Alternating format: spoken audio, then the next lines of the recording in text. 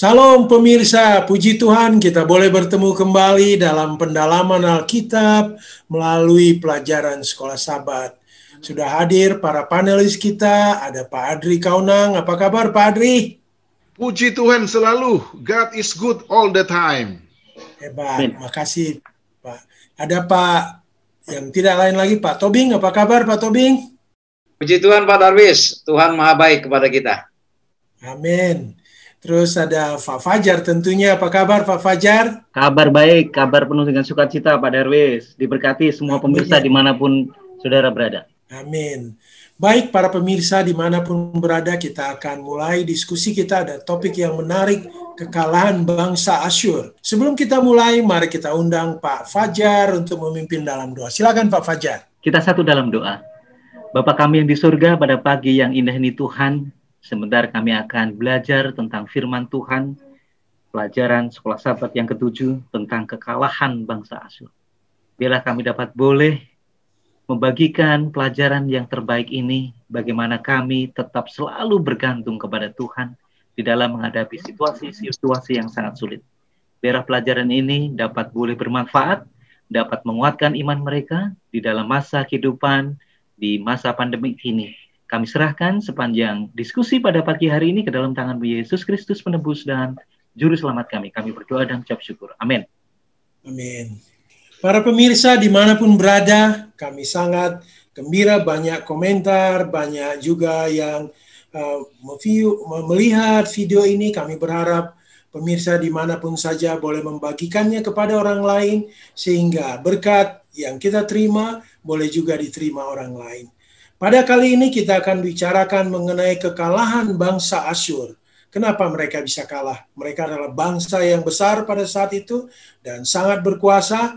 Mari kita dengarkan ringkasannya, mungkin summary apa yang mau kita bahas kali ini. Kita minta Pak Tobing menguraikannya. Silakan Pak Tobing. Baik, terima kasih Pak Darwis. Pemirsa yang diberkati Tuhan, ini satu pelajaran yang kita tunggu-tunggu. Mungkin secara pribadi kita menempatkan diri seolah-olah berada di pihak bangsa Yehuda yang menunggu kapan sih kita menang atau kapan Asyur ini kalah. Nah, minggu ini kita disuguhkan pelajaran yang luar biasa bagaimana proses kekalahan bangsa Asyur. Ya, kalau di dalam pelajaran kita ini digambarkan ya sebuah gambaran atau ilustrasi menggambarkan kejamnya kerajaan Asyur saat itu di dalam situasi perang.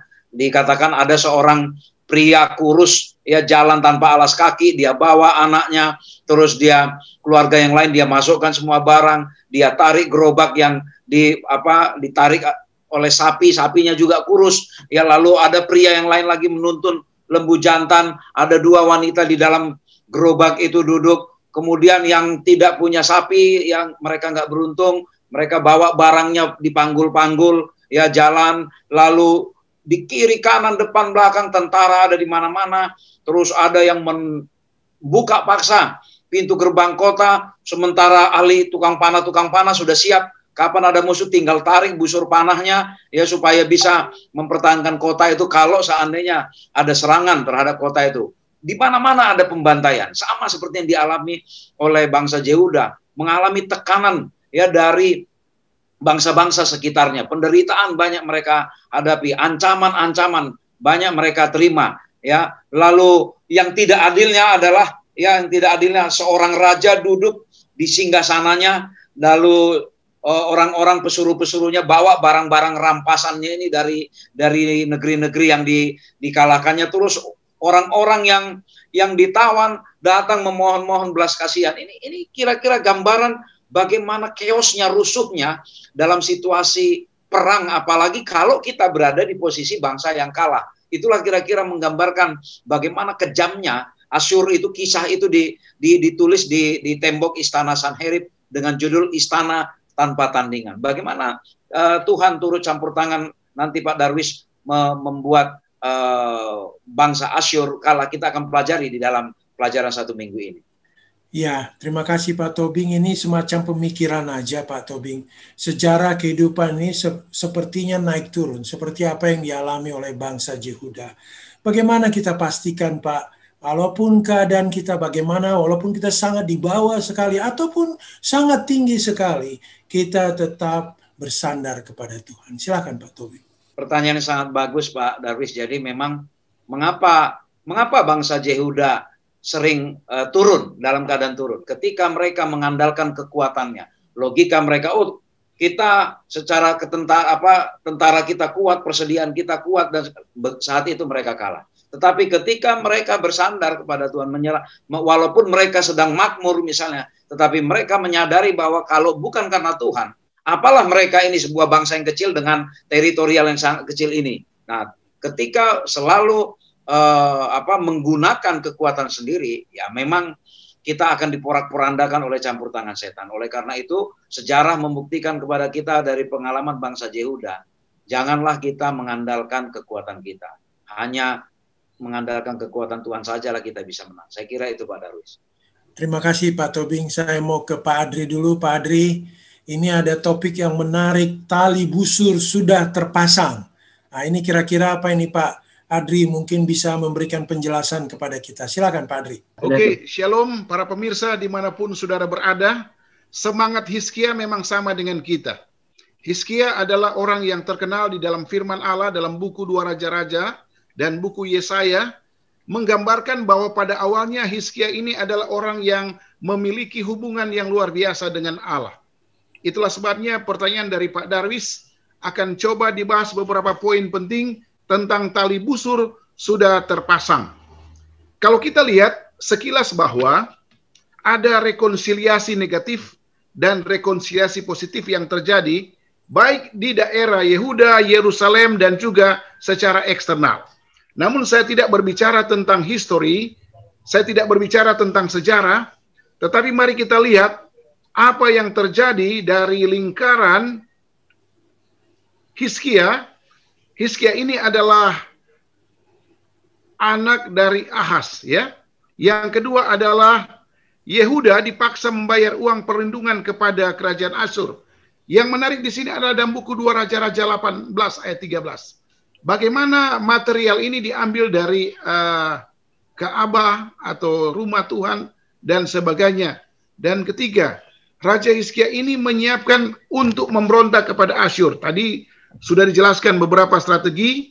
Raja Hizkia ini tentunya memiliki dua kombinasi kekuatan. Mengandalkan diri sendiri dan mengandalkan Allah.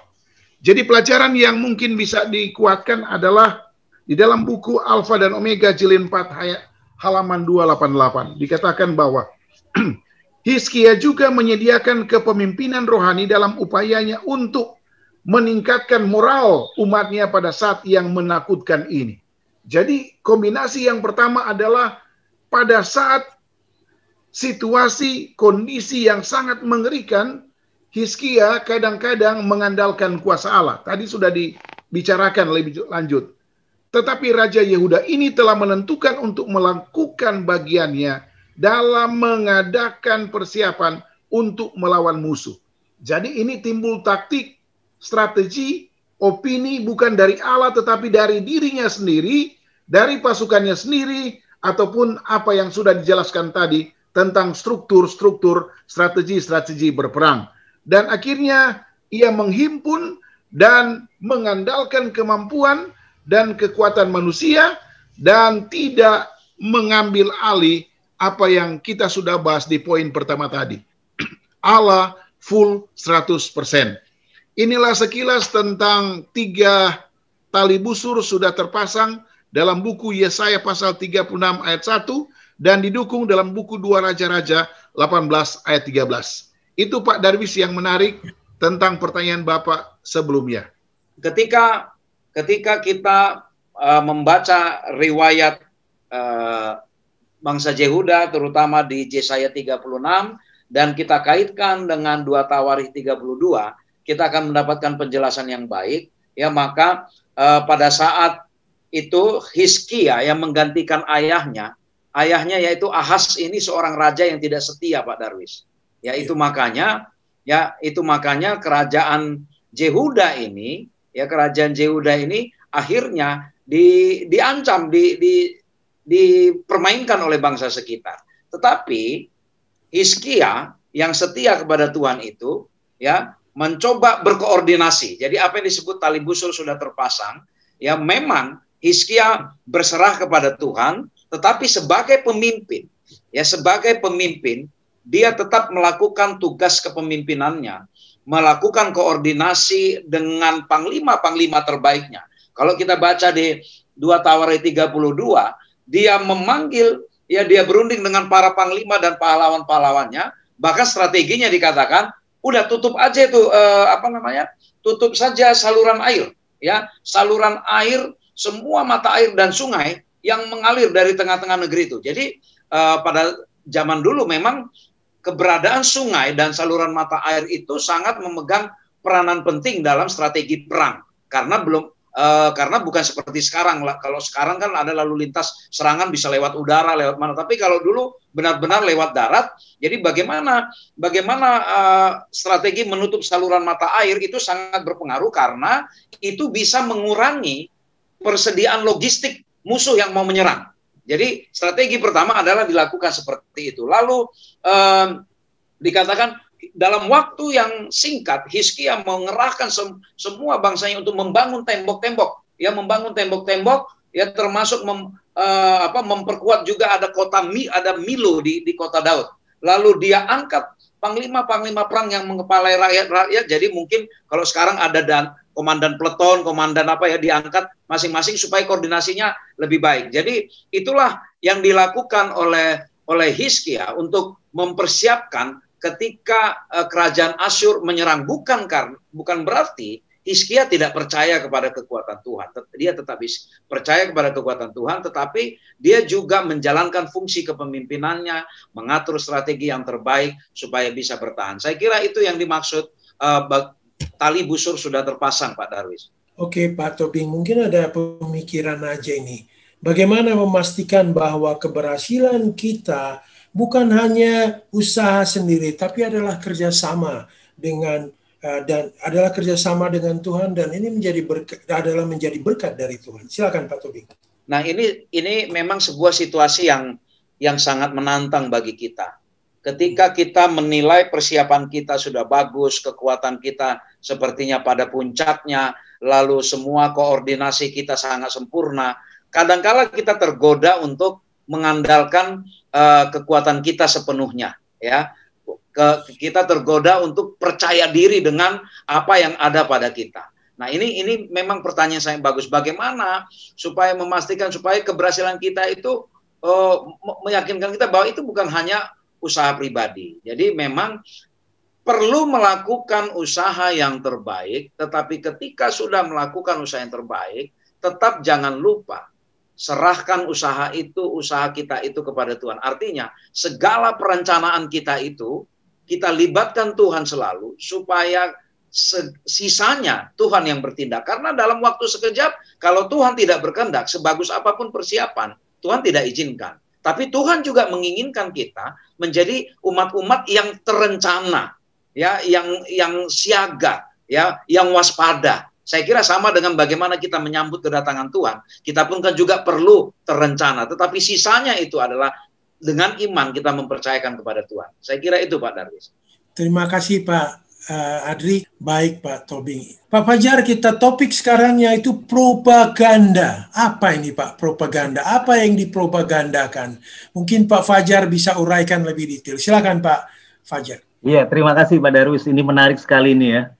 Propaganda yang dipakai oleh penguasa atau bangsa Asyur, ya, untuk mengalahkan Yehuda. Ini menarik ini. Jadi kalau dari sisi sejarah, ini bangsa Asyur ini adalah bangsa yang sangat kuat, memiliki pasukan yang sangat hebat, bahkan menghancurkan lawan-lawan musuhnya itu dengan brutal. Namun lebih daripada itu, bangsa Asyur ini adalah bangsa yang sangat cerdas sekali. Dia tidak perlu menggunakan kekuatan yang sangat besar untuk mengalahkan Yehuda ini, tapi dengan pendekatan yang persuasif.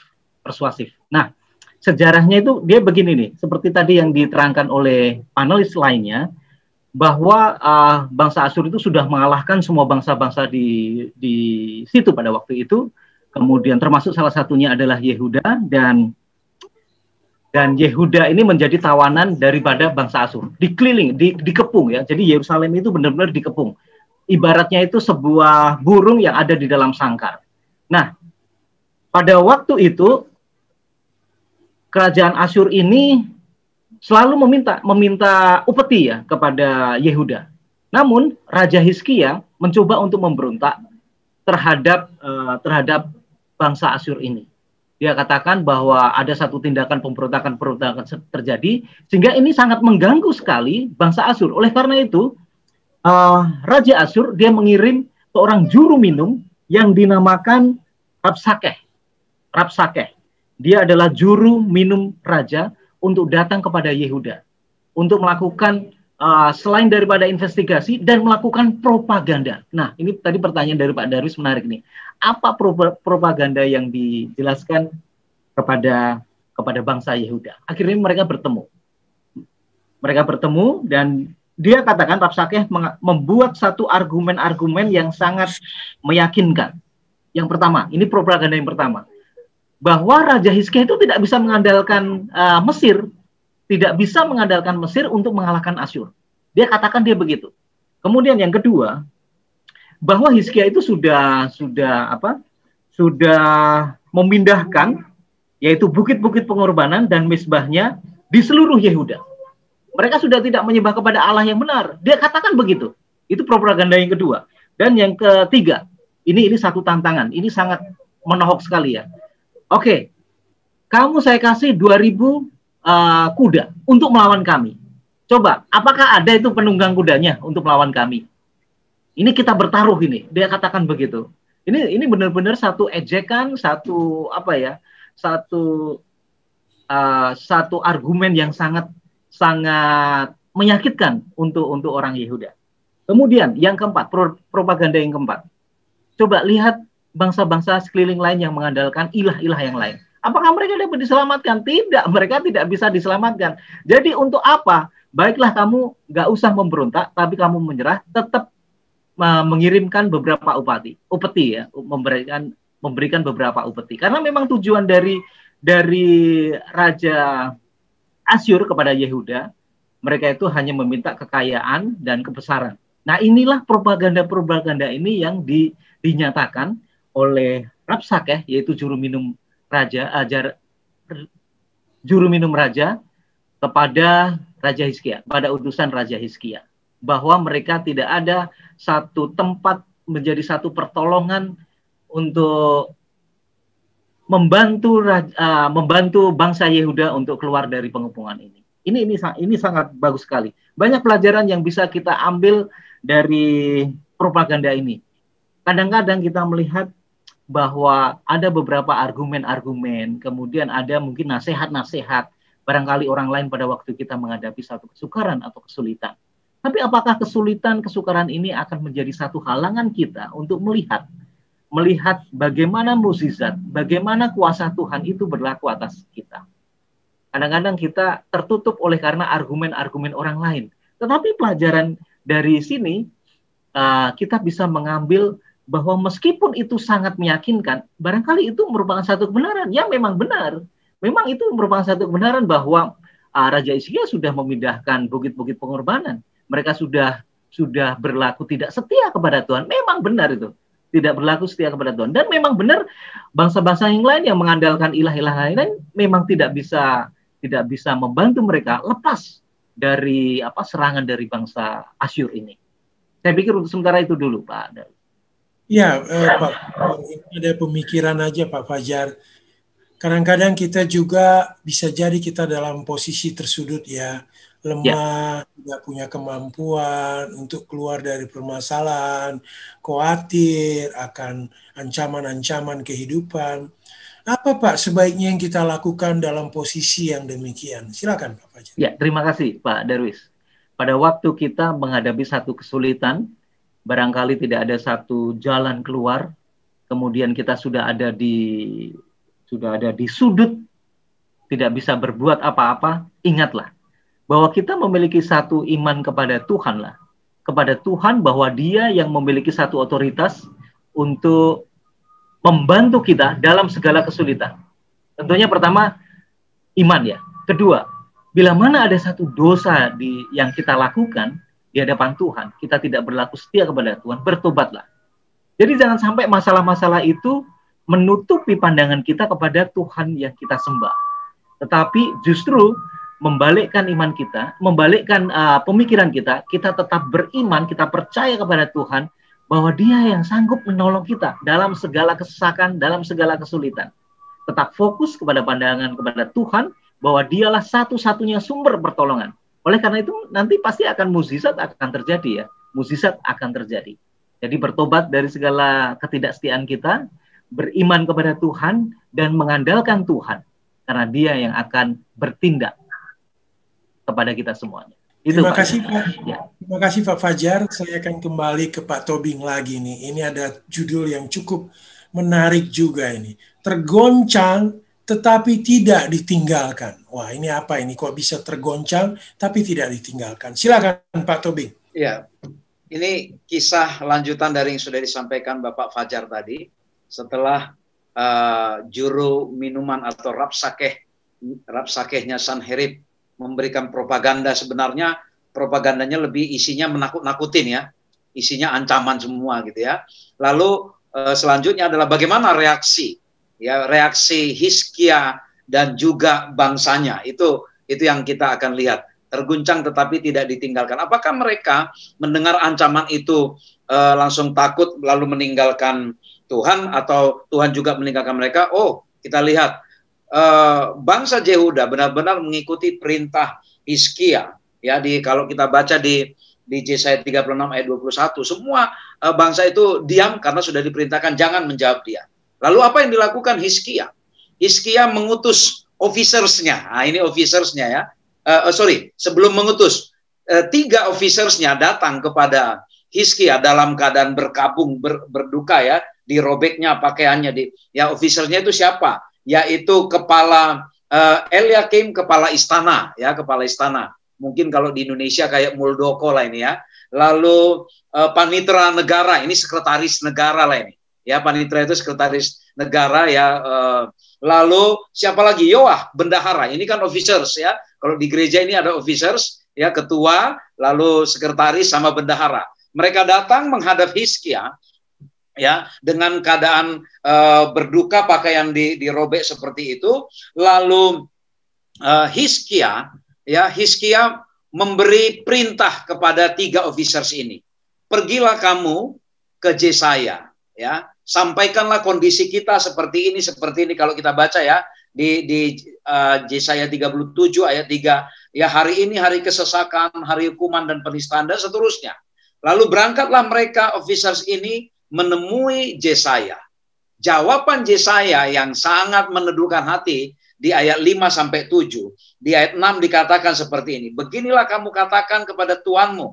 Beginilah firman Tuhan. Janganlah engkau takut terhadap perkataan yang kau dengar, yang telah diucapkan oleh budak-budak Raja Asyur untuk menghujat aku. Pak Darwis, dalam kondisi tertekan seperti ini, kekuatan kita sangat lemah, logistik kita lemah, tentara kita kecil, ancaman ini datang dari bangsa yang sangat besar dan sudah di depan mata bangsa ini melumat bangsa yang lain. Tidak mudah untuk mempercayai pesan dari Yesaya saat itu. Hanya bilang jangan takut sama ancaman dari budak Raja Asyur itu. Ya, Yesaya pakai kata budak Raja Asyur lagi dikatakan ya. Nanti aku akan membuat dia mati rebah di negerinya sendiri. Nah, ini satu hal yang luar biasa. Lalu dikisahkan lagi ketika si juru minuman agung itu, memang dulu juru minum itu punya peran yang sangat penting ya, karena dia mensortir semua minuman ya, jangan sampai raja diracuni gitu ya. Dan nasihatnya juru minum ini memang sangat didengarkan oleh raja. Ketika juru minum itu pulang, dia lihat di negeri Asyur sendiri bagaimana Asyur sedang berperang ya. Lalu ada beberapa pertempuran lain yang terjadi ya, yang dihadapin. Tapi yang menarik adalah ayat 14-20 Pak Darwis. Ketika Hizkia menerima surat ancaman dari juru minuman itu, apa yang dilakukan Hizkia? Tergoncang hatinya dia. Siapa sih yang nggak takut Pak Darwis? Tergoncang. Ya, siapa yang nggak takut mendengar ancaman seperti itu? Tetapi dia luar biasanya. Ya, Hizkia menerima surat lalu membacanya. Kemudian pergilah ia ke rumah Tuhan dan membentangkan surat itu di hadapan Tuhan. Ini pelajaran yang sangat mahal bagi kita. Ketika kita menghadapi kesulitan hidup, persoalan yang sangat luar biasa, kemana kita pergi? Kemana kita pergi? Hizkia memberikan pelajaran yang sangat luar biasa. Dia tahu kekuatannya tidak mungkin menandingi kekuatan Asyur. Dia datang membawa surat, dia bentangkan surat itu di rumah Tuhan, di bait Tuhan. Ya mungkin dalam bahasa awamnya, Tuhan, ini ada surat ancaman dari bangsa Asyur. Kami tidak bisa mengalahkan ini. Kira-kira mungkin dalam bahasa awam seperti itu. Ini sekarang jadi urusanmu Tuhan.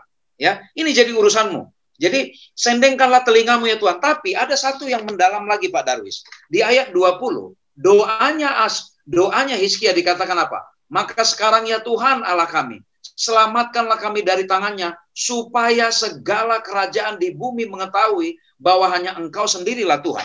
Dalam sekali doanya dia. Penting memang Hizkia berdoa untuk mengantarai untuk keselamatan bangsanya. Tapi yang paling penting bukan keselamatan fisiknya, tapi paling penting bagi Hizkia adalah Tuhan, supaya seluruh isi bumi ini tahu bahwa Tuhanlah Allah yang menciptakan. Itu lebih penting bagi dia dibandingkan hanya kesesakan secara fisik ini. Wah, ini luar biasa Pak Darwis. Ketika kita berdoa, apakah yang menjadi topik doa utama kita atau permohonan utama kita ini hanya kepentingan pribadi kita? Saya kira pelajaran dari Hizkia yang mengatakan bahwa hanya Engkau sendirilah Tuhan. Bayangkan, karena dulu bangsa Asyur dan bangsa kafir lainnya itu sangat mengagungkan Allah mereka. Tuhan, ini kesempatan Tuhan, kalau kami sudah nggak bisa lagi, istilahnya gini mungkin ya, kami nggak bisa lagi meyakinkan mereka bahwa Engkau ada Tuhan. Tolong Tuhan sekarang tunjukkan kuasa-Mu supaya mereka tahu bahwa hanya Engkau sendiri Tuhan. Saya kira ini pelajaran luar biasa Pak Darwis. Bagaimana kita berdoa supaya supaya seisi dunia ini tahu pentingnya tahu bahwa Tuhanlah Allah. Saya kira itu Pak Darwis pelajaran yang kita bisa ambil dari hari ini mengenai doa Hizkia. Terima kasih Pak Tobing. Ini pemikiran saja Pak Tobing. Hizkia berdoa untuk meminta pertolongan. Hanya itu senjatanya yang tertinggal. Tidak ada lagi. Supaya Hizkia boleh bertahan dari ancaman. Pak Tobing, dengan keadaan kita sekarang, apakah doa masih ampuh Pak dalam kehidupan kita dewasa ini? Iya Pak Darwis. Bisa saja seperti yang kita bahas di awal tadi, bisa saja kita memiliki segalanya. Tetapi justru senjata utama kita menghadapi kehidupan ini hanyalah doa. Doa mengajarkan kita berkomunikasi dengan Tuhan, merendahkan diri datang kepada Dia, menyerahkan segala urusan kita kepada Tuhan. Karena dengan doalah kita berarti mengizinkan Tuhan bertindak. Kalau kita tidak berdoa, kita tidak mengizinkan Tuhan berarti bertindak. Jadi kalau pertanyaan apakah masih relevan, apakah masih penting, saya kira justru inilah hal yang paling pertama kita lakukan dalam hidup ini. Apakah kita dalam keadaan suka atau duka, mengizinkan biarlah Tuhan yang tetap bertindak kepada kita. Itulah arti doa sesungguhnya Pak Darwis. Terima kasih Pak Darwis. Terima kasih Pak Tobing. Saya mau beralih ke Pak Kaunang. Ini ada kisah selanjutnya Pak. Pak Tobing tadi udah uraikan. Bagaimana hasil doanya itu Pak? Bagaimana kita menunggu ini Pak Adri? Tolong dijelaskan lebih lengkap Pak. Silakan Pak. Oke, ada beberapa opini, pendapat, dan saya tidak berbicara tentang sejarah yang lebih detail, tetapi ada beberapa poin yang bisa kita lihat secara umum. Yang pertama adalah kalau kita pelajari dalam buku Yesaya pasal 37 ayat 21 sampai 38, ada cerita yang menarik di sana. Yang pertama adalah Sanherib adalah sosok seseorang individu yang mewakili kerajaan yang kuat dan luar biasa. Yang kedua adalah untuk mengalahkan Sanherib membutuhkan satu pemikiran yang jelas bahwa akan mati konyol, mati fatal. Nah, inilah yang menjadi poin utama. Itulah sebabnya poin yang ketiga kita lihat bahwa dia membuat istana tanpa tandingan. Ya, kalau kita lihat lebih detail di dalam buku Yesaya 37 ayat 21 selanjutnya. Ini menggambarkan apa? Kesombongan entitas pribadi yang tidak bisa dirayu, tidak bisa dinasehati, dan ini merupakan intervensi yang membuat Hizkia secara psikologi takut, tidak mampu untuk melawan akan kekuatan, kemampuan, baik itu dari persenjataan, strategi berpikir, dan sebagainya. Namun kita balik. kita memiliki Allah yang luar biasa di dalam buku Alfa Omega jilid 4 halaman 295. Allah orang Ibrani telah mengalahkan kesombongan orang Asyur. Inilah yang tidak dipikirkan oleh Hizkia secara mendalam. Bahwa ada Allah yang luar biasa yang sanggup menghancurkan, mengalahkan, bahkan menghabisi seantero pasukan yang kita sudah baca, bahwa kurang lebih ada 185.000 orang yang mati konyol oleh malaikat-malaikat atau utusan Allah. Dikatakan bahwa kehormatan Tuhan telah dipertahankan di mata bangsa-bangsa di sekeliling. Di Yerusalem hati orang banyak dipenuhi dengan kesukaan kudus. Artinya bahwa jika Yehuda kalah, maka Yesus tidak akan lahir di daerah tersebut. Oke, ini pelajaran yang luar biasa para pemirsa. Jika Sanherib menang terhadap Yehuda, maka pertanyaan apakah Yesus akan lahir di daerah tersebut? Bisa tidak, karena memang ini adalah kuasa power antara iblis dan kuasa kealahan.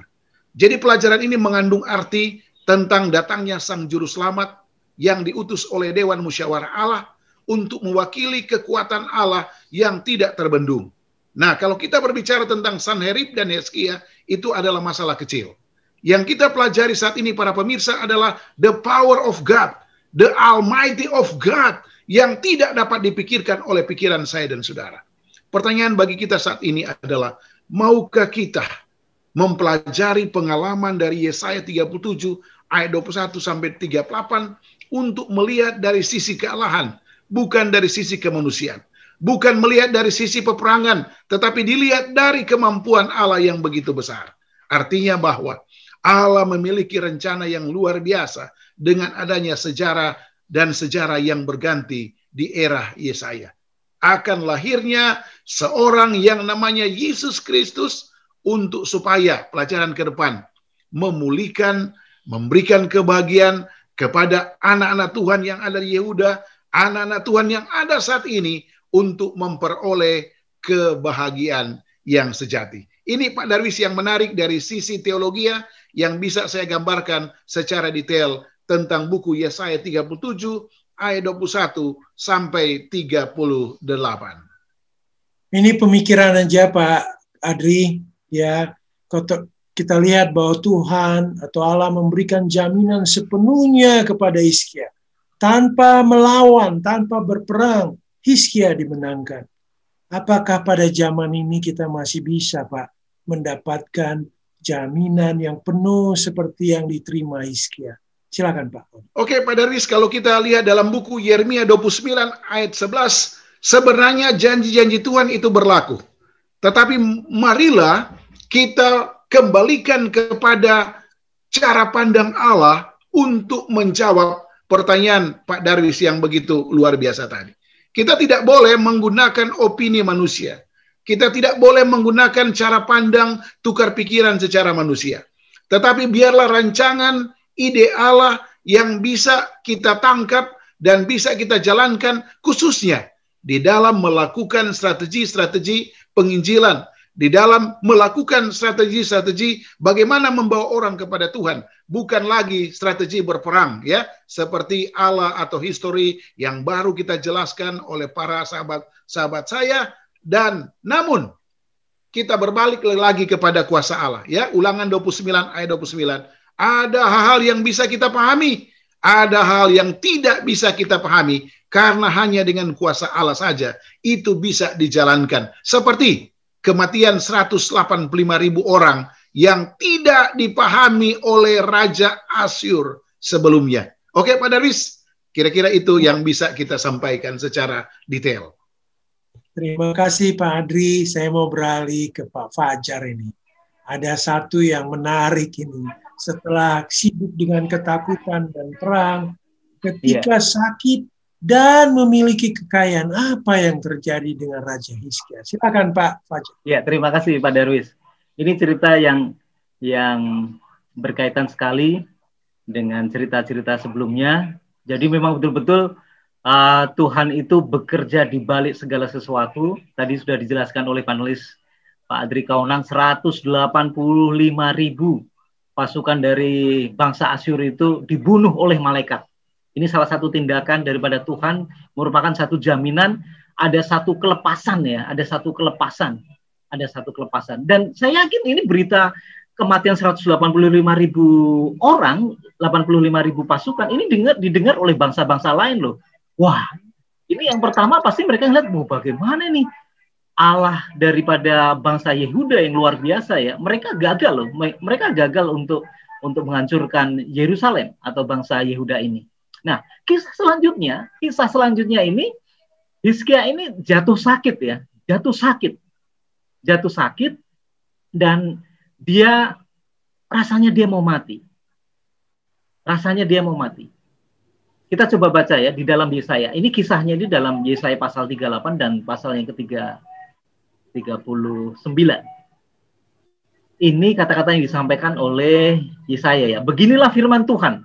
Sampaikanlah pesan terakhir kepada keluargamu sebab engkau akan mati, tidak akan sembuh lagi. Jadi memang sudah di ultimatum bahwa Hizkia ini akan mati dan tidak akan sembuh lagi. Lalu apa yang dilakukan oleh Hizkia? Dia memalingkan mukanya ke arah dinding dan ia berdoa kepada Tuhan. Ayat yang ketiga, ia berkata, Tuhan, ingatlah kiranya bahwa aku telah hidup di hadapan-Mu dengan setia dan dengan tulus hati, dan bahwa aku telah melakukan apa yang baik di mata-Mu. Kemudian menangislah Hizkia dengan sangat. Ini pelajaran yang sangat mahal tadi ya. Seperti yang dijelaskan oleh saudara Elvin, dia membawa Hizkia ini, dia 2 kali dia meminta permohonan kepada Tuhan. Dengan begitu sangat dramatis ya. Dia bawa yang pertama, dia bawa surat ancaman itu di hadapan Tuhan dan Tuhan bertindak. Kemudian yang kedua, dia dinyatakan mati dan tidak sembuh. Apa yang dilakukan? Dia berdoa. Dia berseru kepada Tuhan dan dia menangis. Dia berseru kepada Tuhan dan dia menangis dalam doanya. Ini sangat betul-betul satu doa yang benar-benar menyayat hati, meminta permohonan kepada Tuhan. Hizkia hanya bilang bahwa dia sudah setia, dia berlaku baik di hadapan Tuhan. Lalu apa respon daripada Tuhan? Maka berfirmanlah Tuhan kepada Yesaya, pergilah dan katakanlah kepada Hizkia, beginilah firman Tuhan Allah Daud, telah kudengar doamu dan telah kulihat air matamu. Cuman kadang-kadang ya, ini pelajaran yang berharga sekali ya. Kadang-kadang kalau kita berdoa dengan tetesan air mata, ini dengan hati yang tulus ya, karena itu saya yakin air mata itu keluar dengan hati yang tulus, permohonan yang tulus di hadapan Tuhan. Permohonan yang tulus kepada Tuhan. Ayat yang berikutnya, dan aku akan melepaskan engkau dan kota ini dari telah kudengar doamu dan telah kulihat air matamu, sesungguhnya aku akan memperpanjang hidupmu 15 tahun. Ini jawaban daripada Tuhan atas permohonan doa yang disampaikan oleh Hizkia. 15 tahun lamanya, ada satu tambahan. Dan yang menjadi satu tanda bahwa Tuhan akan melakukan apa yang telah dijanjikan, sesungguhnya bayang-bayang pada penunjuk matahari buatan ayahnya, buatan Ahaz, akan kubuat mundur ke belakang 10 tapak. Kalau bayang-bayang mundur ke belakang, berarti kemungkinan besar adalah matahari dia akan maju ke depan. Mundur ke belakang 10 tapak dari jarak yang telah dijalin. Ini salah satu tanda yang diberikan Tuhan, bahwa Tuhan memberikan satu jaminan penambahan umur 15 tahun lamanya kepada Hizkia. Kalau tanda ini sudah terjadi, artinya perpanjangan umur itu akan dinyatakan. Hizkia tentunya sangat senang sekali. Nah, berita kesembuhan yang sangat fenomenal ini terdengar juga kepada bangsa-bangsa lain. Apalagi dari kerajaan Babel. Kita tahu bahwa Babel ini dia mempelajari pergerakan matahari, bintang-bintang, dan lain sebagainya. Pada waktu tanda ini diberikan oleh Tuhan kepada Hizkia, kemudian ada satu keajaiban alam, bahwa ada pergerakan yang sangat ganjil yang dialami oleh matahari, ini ditangkap oleh orang-orang Babel. Loh, apa yang terjadi? kalau ada satu keajaiban alam, kemudian dia kaitkan dengan kesembuhan yang ajaib dari Hizkia, karena mereka mendengar bahwa Hizkia itu tidak akan tertolong lagi, dan Hizkia harus mati. Tapi ini ada satu keajaiban alam yang terjadi, dan terjadi kesembuhan. Apa yang terjadi? Inilah yang membuat kerajaan Babel ini, dia bertanya-tanya. Kemudian dia mengutus satu utusan pada waktu itu Merodak bin Baladan, Raja Babel ya, menyuruh orang membawa surat dan memberikan dan pemberian kepada Hizkia, sebab telah didengar bahwa Hizkia sakit hatinya dan sudah kuat kembali. Jadi Raja Babel, Merodak Baladan, dia mengirim utusan untuk bertanya apa yang terjadi, dan dia memberikan pemberian-pemberian ini. Nah, sebetulnya Hizkia itu selain daripada dia menerima utusan mereka, dia bisa menceritakan bagaimana keajaiban Tuhan itu berlaku kepada dirinya. Gantinya dia memperlihatkan kekayaan-kekayaan yang dia miliki, persenjataan dia, perkakas-perkakas yang ada di Bait Suci, itu diperlihatkan kepada utusan Babel ini, dan ini sangat menyakitkan kepada Tuhan. Gantinya dia menyampaikan bahwa kita memiliki Tuhan yang sangat besar, kita memiliki Tuhan yang sangat hebat, kita memiliki Tuhan yang mampu mengatasi segala sesuatu.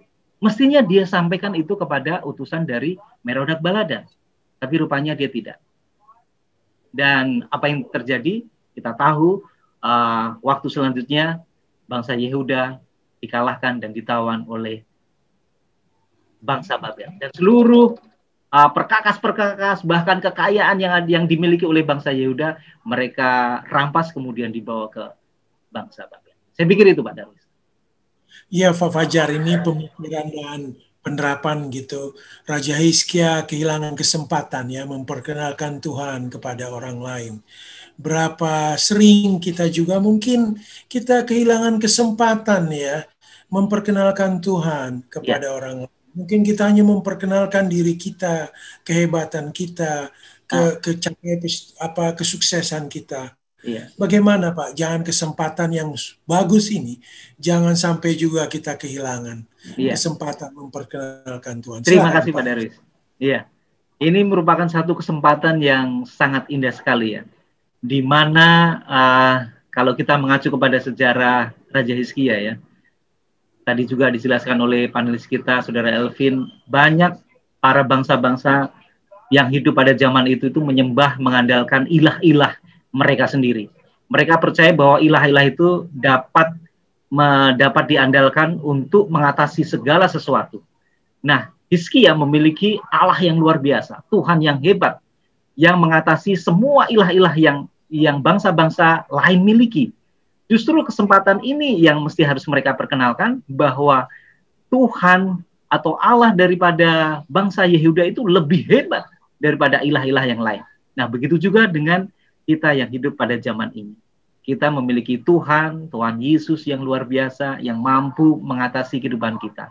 Pada waktu orang-orang yang sahabat-sahabat kita, orang-orang yang kita temui, itu datang kepada kita, "Wih, kok bisa ya, kamu punya Tuhan yang luar biasa." Nah, kita tunjukkan bahwa kita punya Tuhan yang lebih hebat, yang mampu mengatasi segala sesuatu daripada ilah-ilah yang mereka percaya, kepada hal-hal yang mereka percaya. Kita tunjukkan bahwa kita punya Tuhan yang hebat, kita punya Tuhan Yesus yang sudah mengorbankan di atas kayu salib dan memberikan satu jaminan kepada kita, satu janji keselamatan yang luar biasa.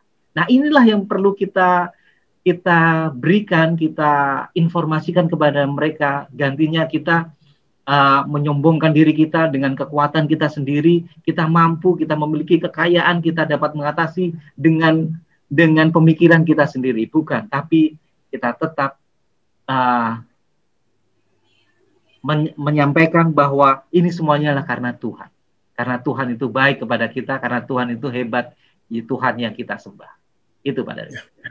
Terima kasih Pak Fajar. Tidak terasa kita sudah tiba pada akhir diskusi kita, dan kita minta Pak Tobing untuk memberikan kesimpulan dari diskusi kita dan memberikan closing statement. Silakan Pak Tobing.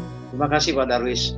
Pemirsa yang diberkati Tuhan, sesungguhnya kondisi yang dihadapi oleh bangsa Yehuda, menghadapi tekanan dari berbagai bangsa di sekitarnya, itu menggambarkan kondisi keadaan kerohanian kita, di mana ketika kita sering berada di dalam keadaan yang paling sulit, ya, merasa apakah kita ini akan mendapatkan kelepasan dari Tuhan, apakah kita akan mendapatkan pengampunan dari Tuhan, apakah Tuhan akan turut campur tangan terhadap hidup kita. Lalu datanglah setan bekerja melalui cara Rabsakeh yang mendatangkan kekhawatiran kepada kita, mempropagandakan seolah-olah itu bohong semua yang Allahmu bilang. Allahmu gak akan mengampuni kamu kalau udah berdosa ya kamu akan mati dihukum. Memang Allahmu itu memang menginginkan kematianmu dan segala macam.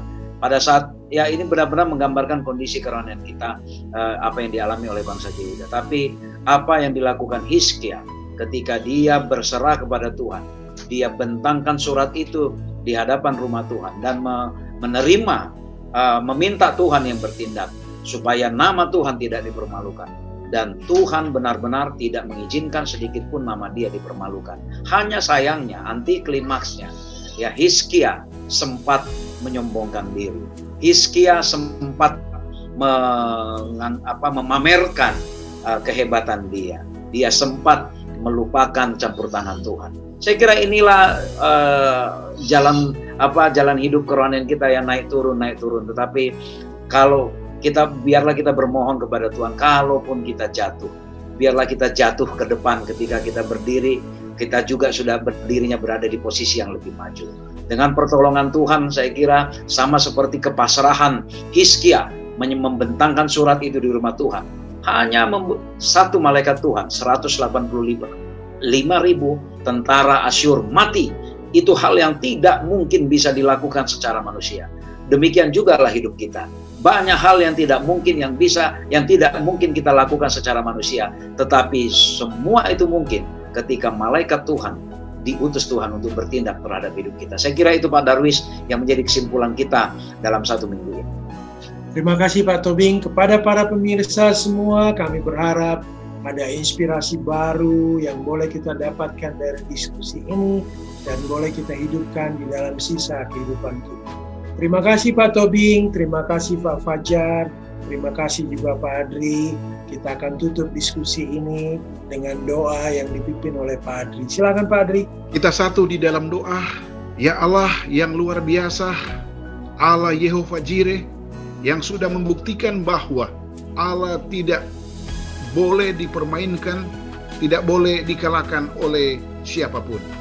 Terima kasih pelajaran yang baik menjadi bagian bagi para pemirsa dimanapun mereka berada untuk memulai mengandalkan kuasa Allah full, baik melalui doa, baik melalui belajar firman Allah, baik dalam penginjilan dan sebagainya, sehingga ego manusia itu tidak ada di dalam kehidupan manusia lagi. Terima kasih Bapa, terpujilah namamu. Dalam nama Yesus Kristus kami sudah berdoa. Amin. Amin.